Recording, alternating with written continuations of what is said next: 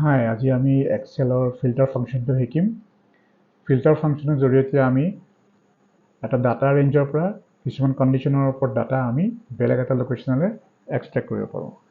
আপোনালোকে যদি মোৰ চেনেলটো ভাল পাইছে, কাইণ্ডলি ছাবস্ক্ৰাইব আৰু লিংক বাটনটো ক্লিক কৰিবলৈ নাপাহৰিব।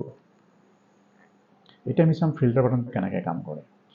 আমাৰ এই ডাটা ছেটটোত আছে ষ্টুডেণ্ট নেমছ আৰু কিছুমান ডিপাৰ্টমেণ্ট ফিল্ড অফ ষ্টাডি আছে। তাৰ পৰা আমি ফিল্ড অফ ষ্টাডিৰ ওপৰত আমি ডাটাখিনি ফিল্টাৰ কৰিব বিচাৰিছোঁ। For example, field of study যদি চিভিল ইঞ্জিনিয়াৰিং হয়, চিভিল ইঞ্জিনিয়াৰিং ডাটাখিনি মই ফিল্টাৰ কৰি বেলেগ এটা লোকেশ্যনলৈ কপি কৰিব বিচাৰিছোঁ। এতিয়া মই ফিল্টাৰ কমাণ্ড টাইপ কৰিম। ফিল্টাৰ প্ৰথমতে মই চিলেক্ট কৰিব লাগিব ডাটা ৰেঞ্জটো, যিটো অৰিজিনেল ডাটা ৰেঞ্জ। তাৰপিছত কমা, তাৰপিছত মই চিলেক্ট কৰিম যিটো কলম, যিটো কলমত মোৰ কণ্ডিশ্যনটো আছে। তো ফিল্ড অফ ষ্টাডি কলমটো মই চিলেক্ট কৰিম। ইকুৱেল চাইন, তাত মই লিখিম চিভিল ইঞ্জিনিয়াৰিং, কাৰণ চিভিল ইঞ্জিনিয়াৰিঙৰ ওপৰত ডাটাখিনি মই ফিল্টাৰ কৰি আনিব বিচাৰিছোঁ। তাৰপিছত bracket close, then enter, then I will get this. এতিয়া মই গোটেই ডাটাখিনি যিমান চিভিল ইঞ্জিনিয়াৰিঙৰ ডাটা আছে সেই ষ্টুডেণ্টছৰ নামবিলাকৰ সৈতে ডাটাখিনি ফিল্টাৰ হৈ বেলেগ এটা লোকেশ্যনলৈ আহি গৈছে।